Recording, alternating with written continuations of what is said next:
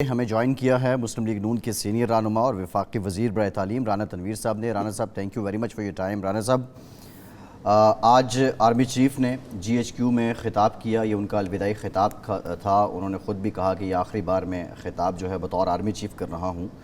इस मौके पे जो एक बात उन्होंने की वो इंतहाई इम्पॉर्टेंट है। उन्होंने कहा कि 2018 में जो हुकूमत आई तो उस वक्त RTS का बहाना बना के उसको सेलेक्टेड कहा गया। अब जो हुकूमत आई इसको साजिश का बहाना बना के इम्पोर्टेड कहा गया है। सियासतदानों को अपने रवैये पे नज़रसानी करनी होगी। अभी फवाद चौधरी साहब से भी इससे पहले बात हो रही थी। अगर फ़ौज ये कहती है कि हम पॉलिटिकल हो चुके हैं तो सियासी जमातें फिर बारहा क्यों ही उसी दर से तवक्को कर रही होती हैं कि वहाँ से सपोर्ट मिले तो हम हुकूमत में आएँ।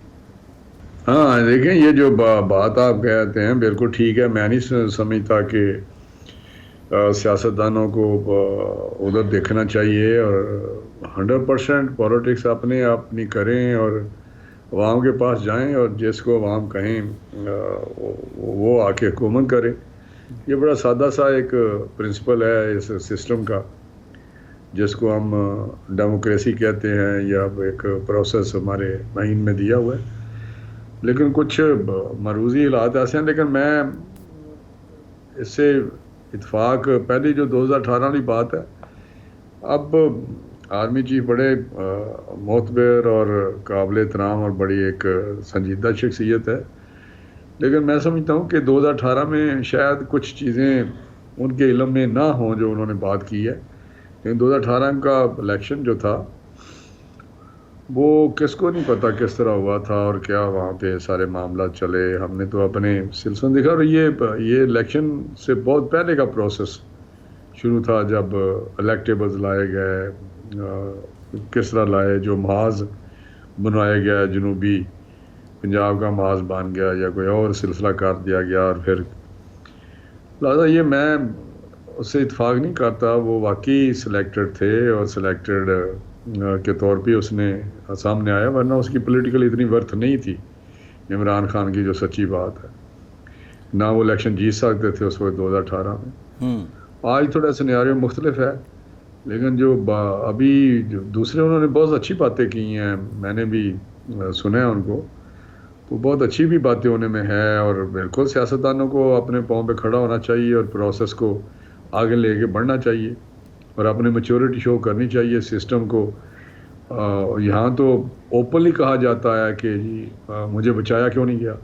नाराज़गी ये है कि मुझे क्यों नहीं बचाया गया। ये आपको भी पता है कि मुझे बचा लेना चाहिए था, क्योंकि मैं कोई ख़ास मखलूक हूँ। यही बयानिया है ना उसका, कि मैं बड़ी कोई ख़ास। राना साहब, कल नवाज शरीफ कहते थे मुझे क्यों निकाला, आज इमरान खान कहते हैं कि मुझे क्यों नहीं बचाया गया। ये नाकामी तो ओवरऑल आप लोगों की है ना, सियासतदानों की है ना। फिर नहीं, मैं समझता हूँ कि जो मियां नवाज शरीफ साहब का था, मुझे क्यों निकाला, वो उसमें और मुझे क्यों नहीं बचाया में फ़र्क है फैसल साहब। ये आप भी मुझसे तो बादशाह साहब बैठे हुए हैं। मुझे क्यों निकाला, तो ये तो ठीक है ना कि भाई मुझे क्यों निकाला है आपने। मैं एक इलेक्टेड प्राइम मिनिस्टर था। अगर मुझे फिर कामा पे निकाला गया, आपको पता भी है, ये कोई ढकी छुपी बात नहीं। लेकिन ये कहना कि मुझे क्यों नहीं बचाया, जो कि इन्हीं एक प्रोसेस था, एक अदम एतमाद हुआ, एक मेजॉरिटी वहाँ पे चाहिए। नेशनल असम्बली की जो सीटें हैं उसके आपको 176 वोट चाहिए, वरना you will lose your seat as a जो सीट ऑफ प्राइम मिनिस्टर। तो ये तो बड़ा एक सिंपल सी बात है कि यार you lost the support of majority. तो नहीं, राना साहब, ये जिस तरह 18 में या 18 से पहले हमने देखा महाज बन रहे हैं, इत्तेहाद बन रहे हैं, लोग इकट्ठे किए जा रहे हैं, तो ये तो हमने अदम एतमाद के मौके पर भी देखा। बाप पार्टी को हमने देखा, MQM को देखा, बाकी लोगों को देखा। तो ये सूरत हाल तो उस वक्त भी थी। तो क्यों ना अब माजी को खैर बात कहते हुए क्यों ना एक इलेक्टेड हुकूमत लाई जाए और उसका हल इलेक्शन है, आप उस पर क्यों नहीं चले जाते, ताकि ये जो तनाज़ा ही ख़त्म हो हमेशा के लिए। ये एक असम्बली है जो इलेक्ट हुई है, जिस तरह भी इलेक्ट हुई है वो वहाँ पे मौजूद है। मेरा कम से कम या हमारी पार्टी का ये मकसद है कि जब हम कहते थे कि 2018 का इलेक्शन धांधली ज़्यादा है, सिलेक्टेड है और नेकड धांधली हुई है, तो इसको एक इलेक्शन कराया जाए, फ्रेश इलेक्शन कराया जाए, जो सही इलेक्शन के ज़रिए हुकूमत आए। लेकिन जब वो नहीं कराया गया तो उस वक्त ये कहना कि अब इलेक्शन होने चाहिए जब मुझे निकाल दिया गया है। अब एक MNAs को राइट है, उन्होंने निकाला है, MNA मौजूद हैं, वहाँ पे बैठे हुए हैं और असम्बली चल रही है, हुकूमत है, पंजाब में हुकूमत है, KPK में हुकूमत है, असम्बलियाँ हैं, 4 सूबों में असम्बलियाँ हैं। तो मैं एक सिस्टम है, तो उसको ये कहना कि जी कोई इलेक्शन कराए, ये तो एंडलेस फिर ये होगा कि जो मर्जी जत्था कहे कि जी इलेक्शन कराएं तो इलेक्शन। हाँ, वो बैठते, इमरान खान की पार्टी, ये सारे लोग इधर बैठते असम्बली में, ये ना बाहर निकलते। ये कौन सी अक्लमंदी है इनकी कि लोगों के वोट दिए हुए हैं और सीटें, उनकी नुमाइंदगी जो है वो रही नहीं है असम्बली में। उन्होंने तो आपको वोट दिया, जाके बैठे हमारी नुमाइंदगी करें, हमारे वहाँ पे मसाइल, हमारे मामला जो हैं वहाँ पे बातचीत करें। लेकिन वहाँ पे बैठते और फिर कोशिश करते अदम एतमाद की। रही बात के आप कहते हैं कि ये MQM और बाप पार्टी को, यकीन करें ये सारे उन लोगों से साथ नाराज थे। आपको नहीं पता क्या क्या इश्यूज थे, किस किस तरह वो उनको छोड़ना चाहते थे। हमें कहते थे आप आगे तो लगें, आप लाएं तो सही अदम एतमाद। तो जब अदम एतमाद, और उस पर बड़ा वर्क हुआ है, कुछ 6 महीने इस पर काम होता रहा है। मैं तो बीच में था, बातें होती रही, MNAs के साथ बातें होती रही, उनके MNAs के साथ, ये पार्टीज के साथ बातें होती रही। फिर 2 महीने तो रात दिन हमारी टीमें थी जो इनके साथ जाके बात करती थी, एक तरीका कार तय करती थी, फ्यूचर कोलेशन की जो टर्म्स कंडीशन थी वो तय करते थे, आपको भी पता है। तो उनको ज्यादा ये लगा, वो इंडिपेंडेंट मतलब एक आज़ाद पार्टी है, अपनी अपनी पार्टी है, सही है।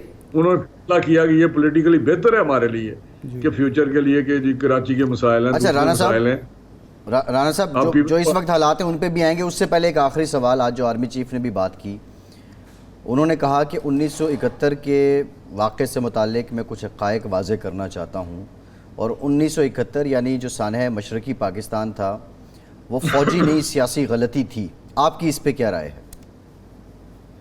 देखें, उस वक्त सियासी जो अगर ये बड़ी लंबी बात हो जाएगी, अगर बैकग्राउंड में जाएं तो फिर तो वो कहते हैं जी जो 60s का दौर था, अयूब खान का वो मार्शल लॉ थी उस वक्त, या डिक्टेटर थे, या जो प्रेसिडेंशियल सिस्टम था उसकी वजह से उनको कुछ महरूमियाँ थी। और फिर अगर उस वक्त ना इक़्तिदार दिया जाता, अयूब खान देते उसको याह्या खान को, तो जो स्पीकर का था कॉन्स्टिट्यूशन में स्पीकर को दे देते, जो कि बंगाली था स्पीकर उस वक्त कौमी असम्बली का, तो शायद ये वाक़या ना होता। उन्होंने खुद उसको दे दिया याह्या खान को, क्योंकि वो स्पीकर आपका था कॉन्स्टिट्यूशन में, तो ये था कि उसको वो देंगे जब रिज़ाइन करेंगे। तो ये चीज़ें एक तारीखी है। बाकी रही बात, तो मैं कहता हूँ उस वक्त भी तो जो इक़्तिदार था, सियासी इक़्तिदार जो प्रेसिडेंट का था या हुक्मरानी थी, वो तो फौजी डिक्टेटर के पास थी। आपको पता है कि फौजी याह्या खान उस वक्त था। तो ये ऑपरेशन किस तरह हुआ, क्या हुआ, क्यों हुआ, किसने फैसला लिया, वो उस वक्त तो सियासी हुकूमत तो नहीं थी, कोई जमहूरी हुकूमत तो नहीं थी।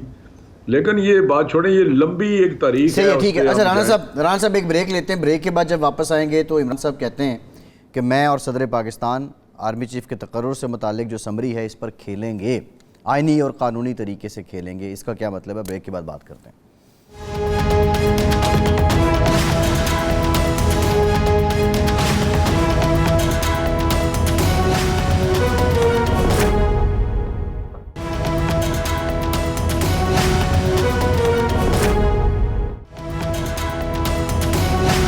ब्रेक के बाद एक बार फिर से आपको खुशामदीद कहेंगे। इरशाद साहब, अभी तक तो ये हुकूमत बड़ा नपा तुला, और ख्वाजा आसिफ साहब भी बहुत मोहतात अंदाज से मीडिया को भी ब्रीफ कर रहे हैं।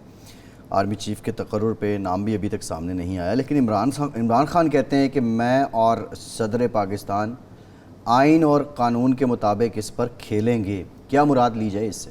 मेरे ख्याल है वो उस सूरत में ये बात कर रहे हैं जो मैंने टिकर देखा था कि अगर मेरिट को या सीनियरिटी को अगर बाईपास किया गया या उसकी परवाह ना की गई तो उस सूरत में है। लेकिन ये हम राना साहब से पूछ लेते हैं। राना साहब, एक तो इस सवाल का जवाब दीजिए कि इतनी ताख़ीर क्यों हुई इस दफ़ा, और इतना मसला क्यों बना कि रात जब समरी प्राइम मिनिस्टर हाउस पहुँच चुकी थी, वज़ीर दिफा उससे या बेखबर थे, वो तरदीद कर रहे थे, वज़ीर इत्तलात ने भी कहा नहीं, और उसके बाद थोड़ी देर के बाद फिर उनका जब DGSPR ने ट्वीट किया तो फिर उनका ट्वीट भी आ गया कि हाँ जी मौसूल हो गई है।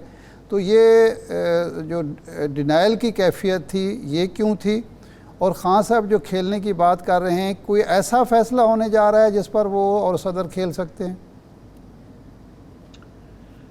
देखिए, मैं बताऊं कि ये जो इमरान खान का रवैया है जिसकी आपने बात की कि सियासतदानों का रवैया जो है वो संजीदा और मैच्योरिटी, पॉलिटिकल मैच्योरिटी होनी चाहिए जी। लेकिन अनफॉर्चुनेटली इमरान खान जो शख्स है उसके करीब से भी नहीं गुजरी, ना कोई नेशनल इंटरेस्ट है कि कौमी मफादात क्या हैं या किस क्रीज़ में कितनी क्रीज़ में रह के खेलना है। तो ये तो एक अजीब शख्स है जो कोई अपने अना के लिए, अपने ज़ात के लिए, अपने लालच के लिए कुछ भी कर सकता है। तो उसने यही किया। इस पे भी एक बयानिया बनाता है, उसको छोड़ता है, फिर दूसरा बनाता है, फिर तीसरा बनाता है, फिर आगे बढ़ता जाता है। अब आर्मी चीफ की तकर्री को उसने एक इशू बनाया जो आज तक कभी भी नहीं हुआ। आपको पता है हिस्ट्री में आर्मी चीफ की तैनाती हो जाती है, अगर कोई मार्शल लगा ले तो उसका वो खुद ही एक्सटेंशन पे एक्सटेंशन भी होती रहती है और फिर आर्मी चीफ भी 10-10 साल यूनिफॉर्म में रहते हैं लोग। तो ये कभी भी किसी ने नहीं कहा कि भाई क्यों है, किस तरह है, क्या वो नहीं हुआ, क्योंकि फ़ौज एक हमारा एक अहम अदारा है और सलामती, मुल्क की सलामती के लिए इंतहाई दफा के लिए इंतहाई अहम अदारा है और बड़ा उस पर हमें फ़ख्र भी है हमारी अपने फ़ौज पाकिस्तान पर। लेकिन ये जो इमरान खान ने किया है तो ये तो इसने यही नहीं कि कौम को तकसीम किया है, इसने तो फ़ौज को भी जैसे अदारे को भी तकसीम करने की कोशिश की है। इसने इलेक्शन कमीशन को बर्बाद करने की कोशिश की है, इसने डिस्क्रेडिट यानी कि करने की कोशिश की है, इसने पैक्स अदालत जो सुप्रीम कोर्ट है या हमारी अला अदालतें हैं उस पर इन्होंने नुक्ताचीनी की और जजों को ये जज ठीक है, मेरे जज हैं या फलां जज बेहतर फैसला करते हैं। तो कहने का मकसद है कि इसने यही काम किया जिससे ये कन्फ्यूजन पैदा हुआ और ये ज़ेरे बहस रही बात मीडिया के भी और लोगों के भी कि भाई आर्मी चीफ आएगा, क्या होगा। नहीं राना साहब माज़रत के साथ आपकी हुकूमत थी 91 में जब ये अखबारात में बहस, उस वक्त मीडिया हाउसेस तो आज़ाद होते नहीं थे, ये बहस अखबारात में चली तो मियाँ साहब ने 3 महीने पहले आर्मी चीफ के नाम का ऐलान कर दिया। वो अफवाहें क्या आसाराइयाँ, कन्फ्यूजन सब ख़त्म हो गया। इस दफ़ा अगर ये चलो इमरान ख़ान को ज़िम्मेदार करार दे देते हैं कि उसने ये बहस छेड़ दी थी, तो आपने भी इतनी ताख़ीर कर दी कि आज अलविदा खिताब भी आर्मी चीफ का हो चुका लेकिन उसके जानिशीन का किसी को इल्म नहीं। तो ये कोताही तो आपकी भी है।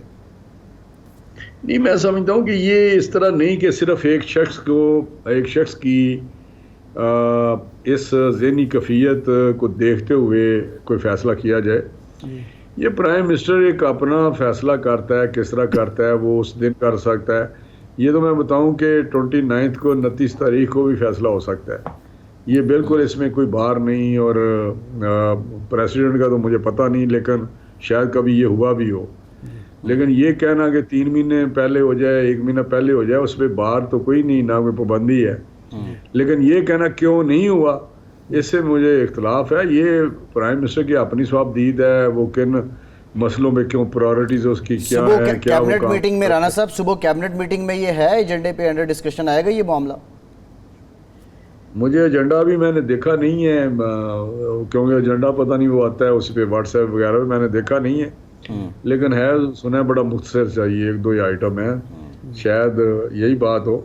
लेकिन फॉर्मली ये बात नहीं हुई कि ये डिस्कस करना है, वहाँ जाएंगे पता चल जाएगा। सही है। लेकिन क्यास यही है कि यही बात होगी। वो इत्मीनान में लेंगे कि क्या पैरामीटर्स हैं, किस तरह है, और शायद वो फाइनल नाम तो वहाँ भी शायद ना हो सके कि इसको हमने सेलेक्ट किया है या इसको अप्रूव कर रहे हैं। तो मेरा ख्याल है कि वो जो डिस्कशन जो आप बात करते हैं वो मुख्तलिफ वालों से जिसको अच्छा राना साहब ये ऐलान क्या पहले हो सकता है और कैबिनेट से बाद में मंजूरी ली जा सकती है, या कैबिनेट से मंजूरी के बाद ही ऐलान किया जाएगा? नहीं, मैं देखें ये तो कोई नहीं भाई, सर्कुलेशन भी हो सकता है अगर कैबिनेट से मंजूरी चाहिए, या